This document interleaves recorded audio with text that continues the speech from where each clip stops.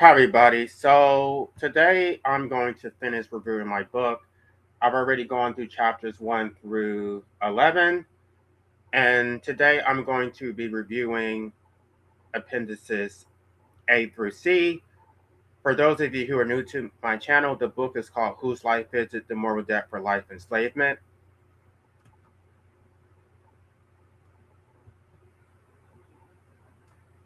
All right, just want to make sure you guys can see it. So, Appendix A, Philosophical Opportunism and Why Life Abolitionism Cannot Be Hijacked. Academic antinatalism has been exploited through what shall be referred to as philosophical opportunism, the selective adoption of antinatalist arguments to advance other agendas while rejecting antinatalism's ultimate conclusion: don't procreate. What is philosophical opportunism? Philosophical opportunism involves four key elements: strategic adoption, embracing antinatalism arguments when they support one's preferred cause, harm reduction, consent violations, reducing suffering. Selective exemption, creating exceptions when antinatalism would prohibit a desired behavior.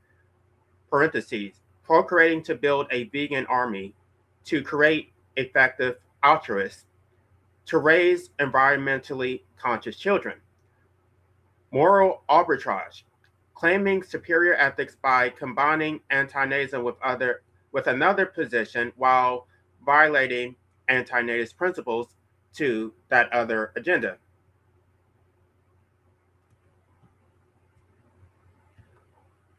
Credibility extraction, using antinatalism's argumentative power and moral authority without accepting its behavioral requirements. The patterns across movements. This pattern appears across multiple movements. Vegan antinatalists invoke antinatalism's harm prevention arguments to advance veganism, but carve out exceptions allowing procreation for animal liberation. Effective altruists cite antinatalist reasoning about reducing suffering, then procreate children they claim will donate to charity, reduce net suffering.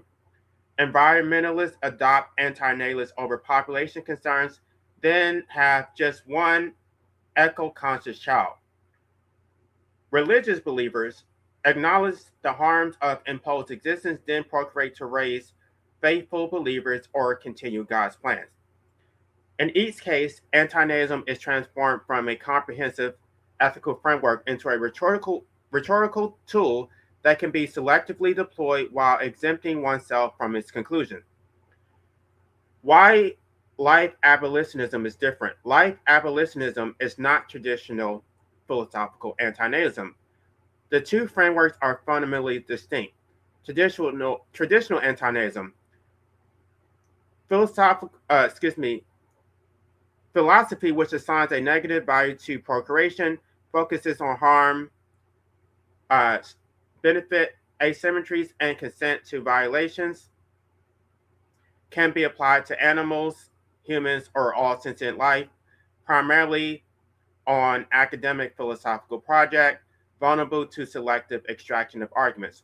Life abolitionism, a political framework about human enslavement by the master state, based on the disposal rights test, specifically addresses the state prohibition on exit rights combined with extraction, focuses on achieving concrete political goals. Hijack proof by design.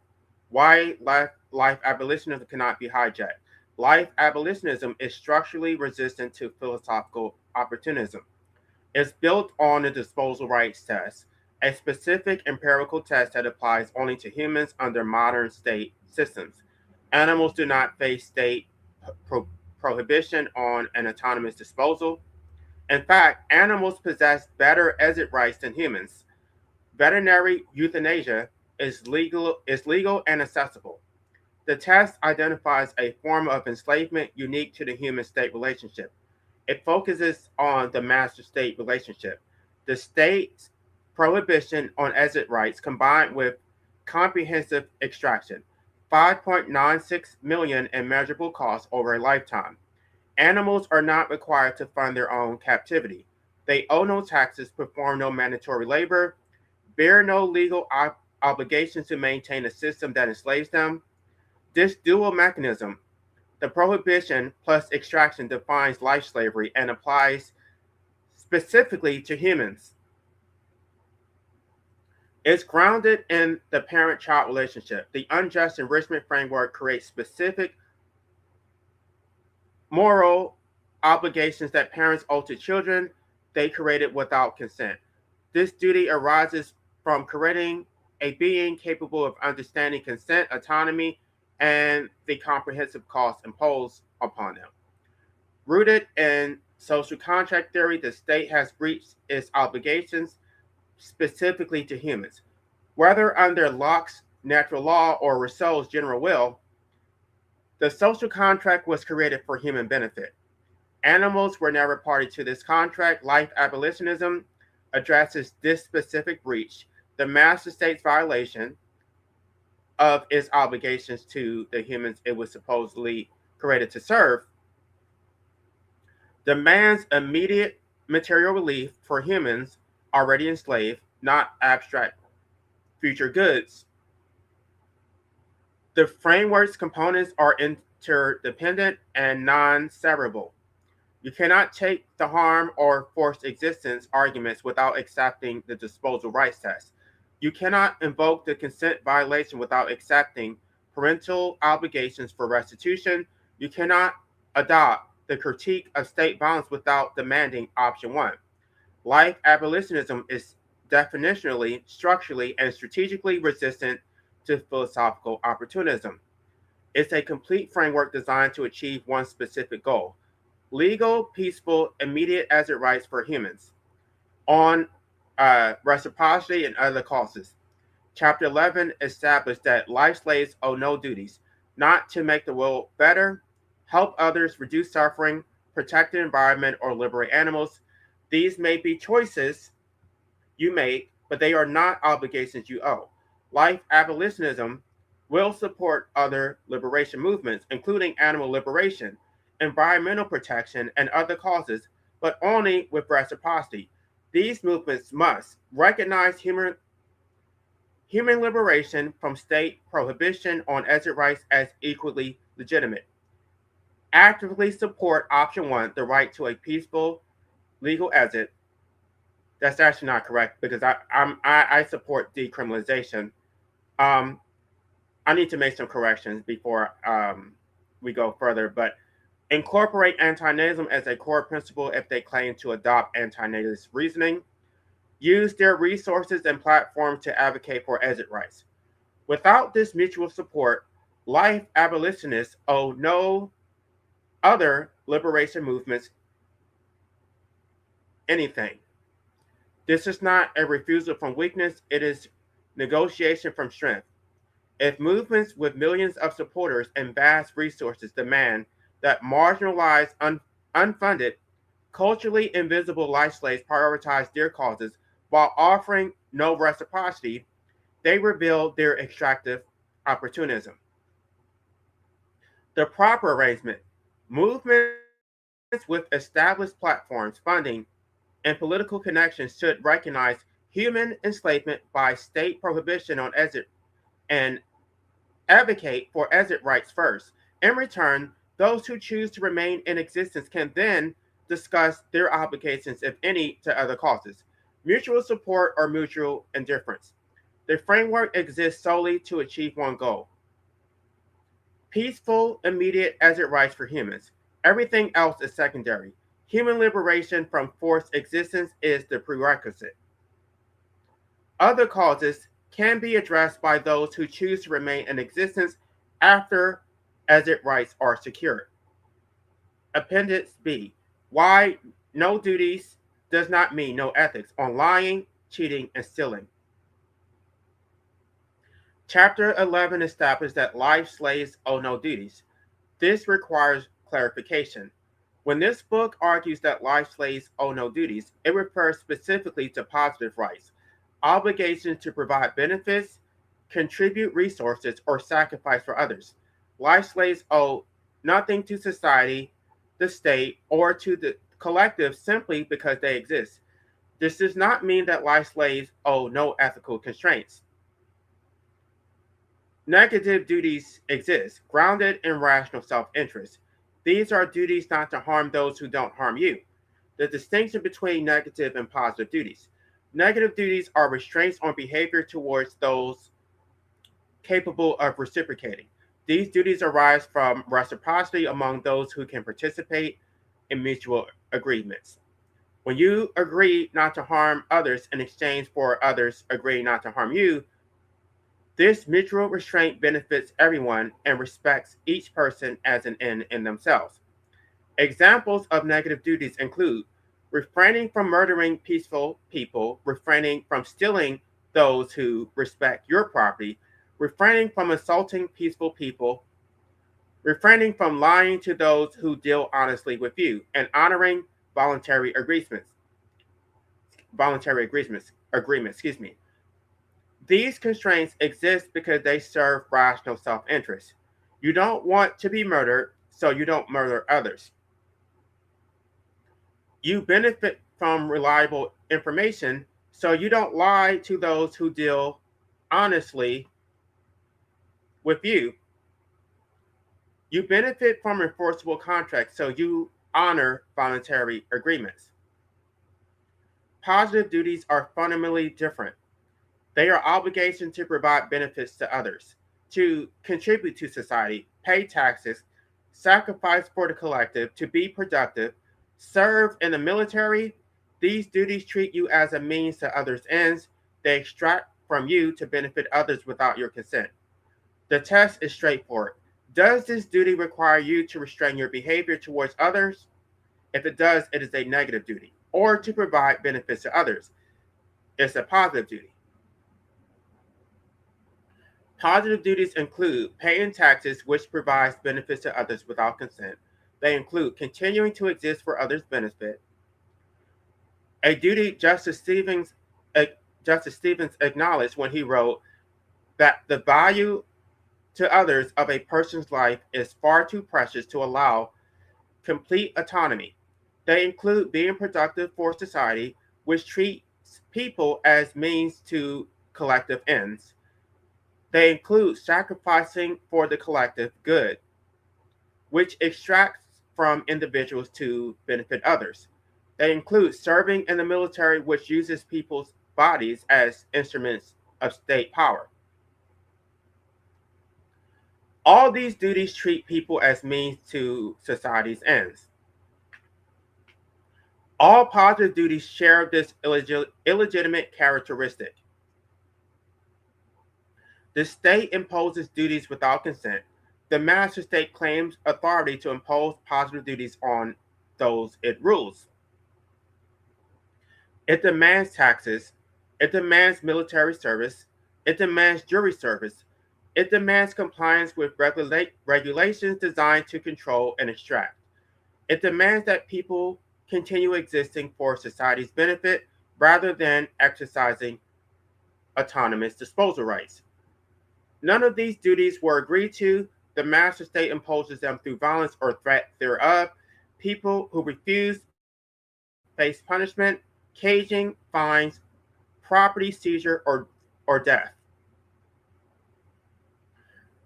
Life slaves recognize that duties imposed without consent create no genuine obligation. When a master state demands that someone provide benefits without that person's agreement, the master state treats that person as a means to the state's end. This is illegitimate.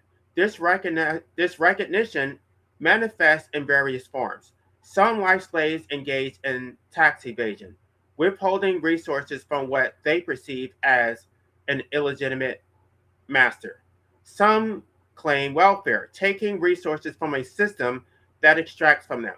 Some ignore regulatory requirements they never consented to follow.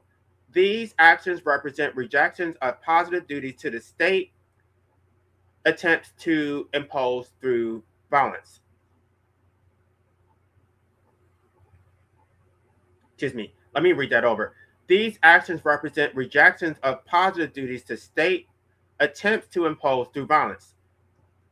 The state criminalizes many of these refusals. Tax evasion is a federal crime. Welfare fraud is prosecuted. Regulatory violations carry penalties. The master state enforces its claimed positive duties through violence. But the legal status of an action does not determine its moral status. The master state's willingness to cage someone for refusing to provide benefits does not create a moral obligation to provide those benefits. Many life slaves comply with the state's demands, paying taxes, following regulations, appearing for jury duty, not because they recognize a genuine duty, but because they rationally calculate the consequences of refusal exceeding the cost of compliance. When the master state threatens to cage you, seize your property, or destroy your livelihood for refusing to provide benefits, compliance may be the rational choice. This is submission to superior force, not recognition of legitimate authority.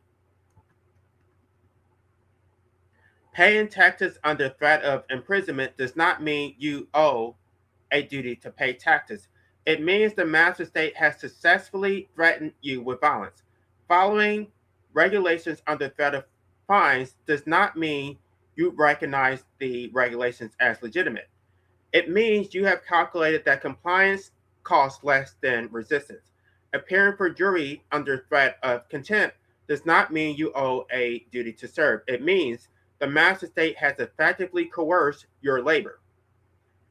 This distinction is critical. Compliance extracted through violence is not the same as obligation arising from genuine duty.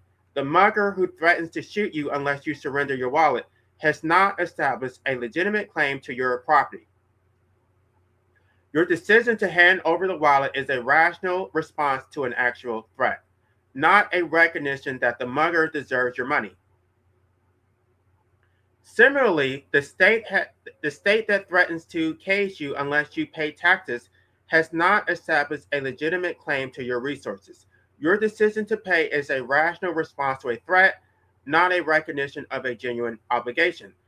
Life slaves who comply with a state demand while recognizing those demands as illegitimate are not hypocrites. They are people making rational calculations about when to submit to superior force. The state's monopoly on violence makes resistance costly, sometimes prohibitively so. Choosing to avoid those costs does not transform illegitimate extraction into legitimate duty. Criminal proceedings and the burden of proof. When the state prosecutes someone, that someone faces the state's monopoly on violence. The state seeks to cage them. In this context, a fundamental principle applies. The accused has no duty to assist in their own prosecution. The Fifth Amendment codifies this principle. You cannot be compelled to be a witness against yourself. This is not merely a procedural protection. It reflects a deeper truth. The state bears the entire burden of proof, and the accused owes no duty to help the state meet that burden. A person facing criminal charges has no duty to volunteer information to investigators. They have no duty to assist police in building a case against them. They have no duty to provide testimony that incriminates them. They have no duty to help the state meet its burden of proof. They have no duty to make the prosecutor's job easier. They have no duty to accept a plea deal. The defendant has no obligation to participate in their own imprisonment. Remaining silent is not dishonest, it's exercising a constitutional right. The burden remains entirely on the state to prove its case without the accused person's assistance. This principle has boundaries. It applies to criminal proceedings where someone faces prosecution. It does not extend to testimony on an oath in civil proceedings or testimony as a witness in someone else's criminal case. In those contexts, other life slaves depend on truthful testimony. Civil litigants seeking justice and criminal defendants facing prosecution rely on witnesses telling the truth. Perjury in these contexts harms those capable of reciprocity, violating negative duties. The distinction is clear. In your own criminal case, you have no duty to assist the state in caging you. The Fifth Amendment recognizes this. In cases involving others, whether civil litigation or criminal prosecution of someone else, you have a duty to not harm them through false testimony. Jury duty as false labor. Jury duty represents the forced disposal of time and labor to the master state. The master state compels attendance under threat of force. It pays minimal compensation, often $15 to $50 per day, while demanding service that may last weeks or months. It prohibits independent research. It threatens contempt charges for noncompliance. This is involuntary servitude to the state's judicial system. People submit to jury duty, people subject, I'm sorry, I have this really small. People subject to jury duty never agree to provide this service. The master state extracts it through violence. A life slave owes no legitimate obligation to fulfill this service aside from the master state's threat of the use of physical force. State violence and reciprocity. Negative duties of restraint apply to those capable of reciprocity. Specifically, those duties apply to those who themselves refrain from deploying state violence. Anarchists and fellow life slaves who oppose state violence deserve reciprocal restraint. When someone refuses to weaponize the state against you, you owe them the same duty of restraint. This means not calling police on them, not suing them in state courts, not using state mechanisms such as intellectual property claims or regulatory compliance against them. Disputes with those who practice reciprocal restraint should be resolved through voluntary mechanisms rather than state coercion. The situation differs entirely when dealing with status. Those who support and deploy state violence. When someone uses state violence as a weapon, when someone supports the system that maintains life slavery, when someone makes another person's existence unbearable through perpetual deployment of state mechanisms, that person has forfeited any claim to be free from state violence themselves. Given the master state's monopoly on the use of physical force, restraining from using available state mechanisms for self-defense against those who weaponize the system would not be in your rational self-interest. Life slaves are justified in deploying state violence defensively against status. They may legitimately call the police when violent status threaten them. They may legitimately sue in court when others harm them using state violence in the form of the law.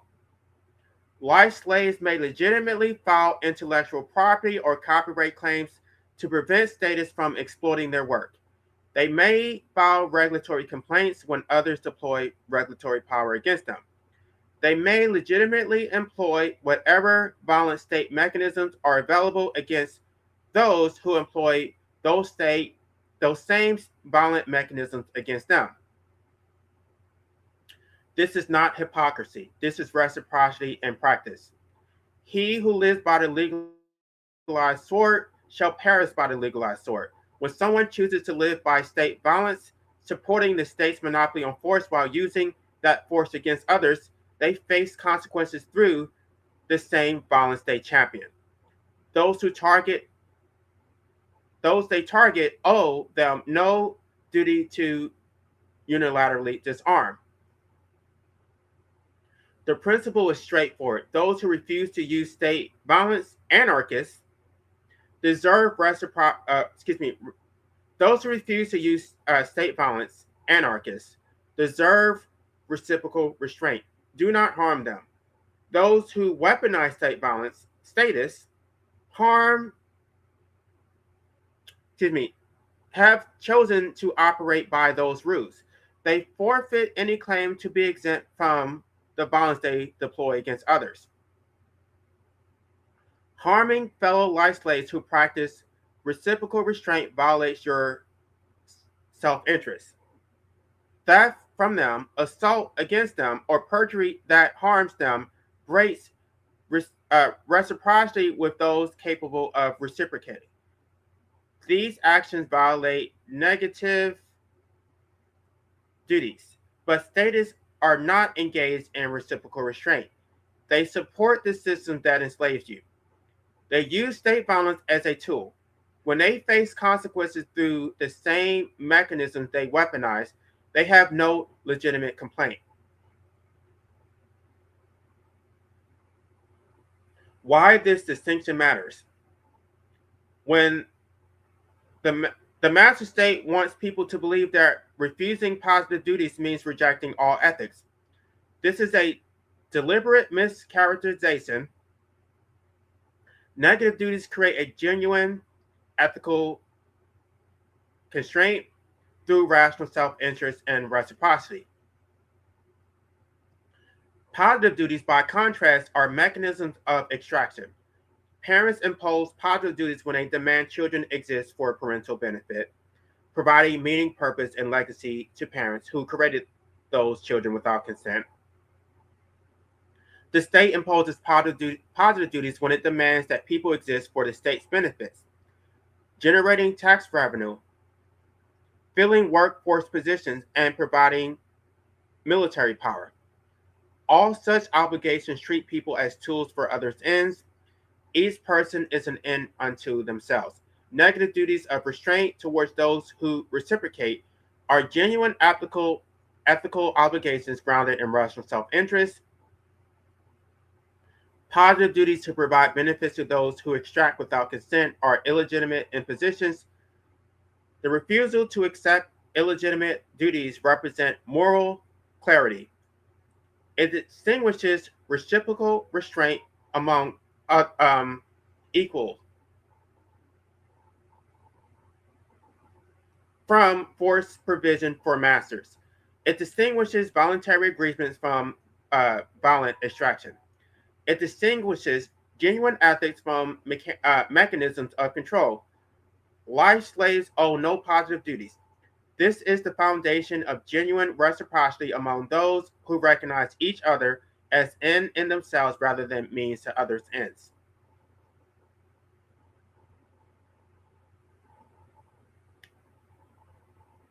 I think something is wrong here.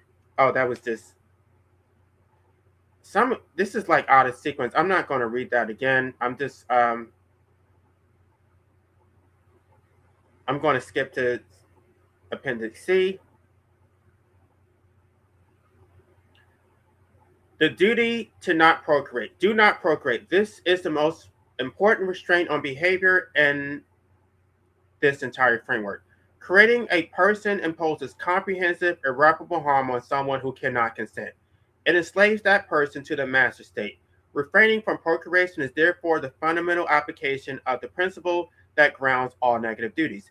Do not harm those who cannot harm you back.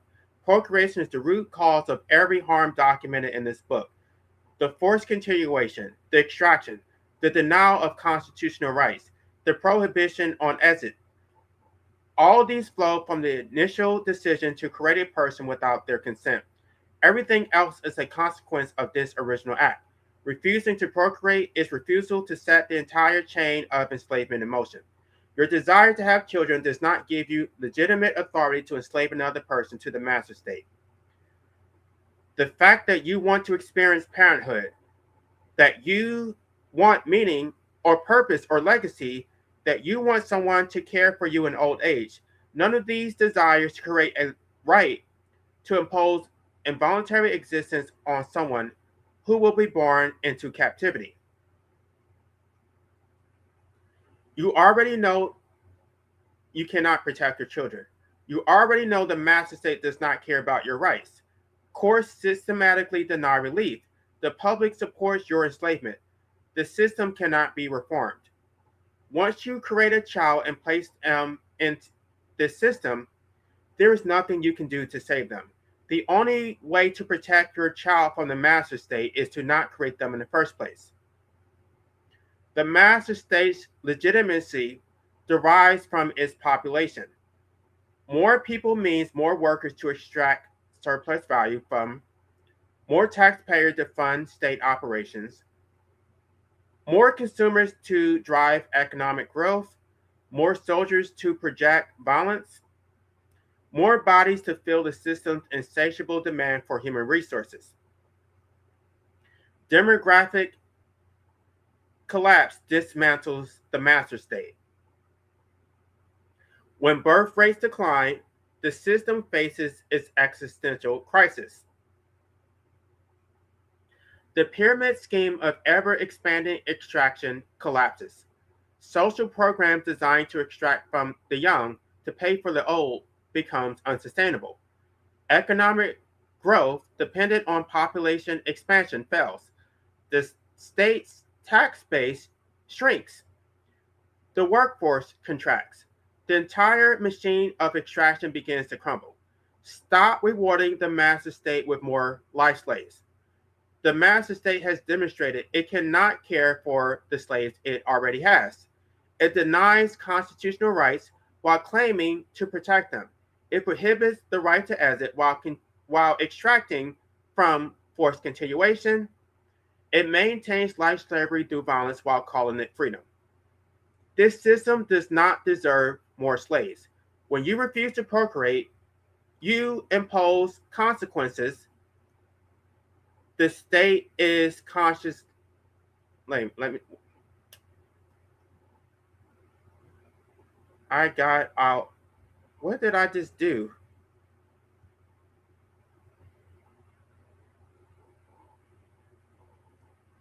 I'm sorry, y'all.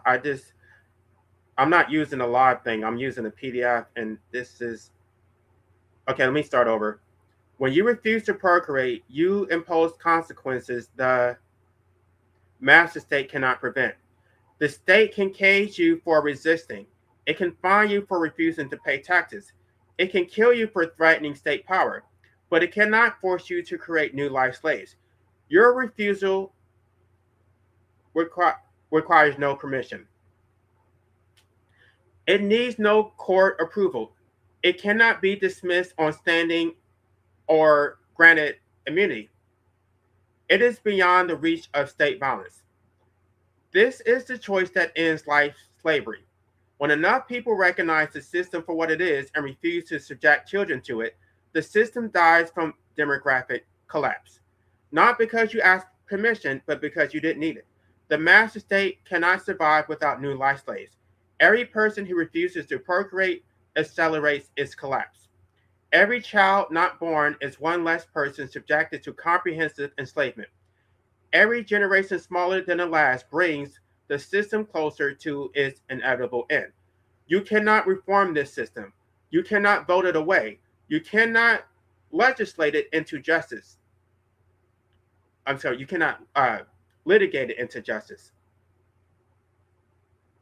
But you can refuse to perpetuate it. Refraining from procreation is refraining from inflicting irreparable harm on another person for your own benefit.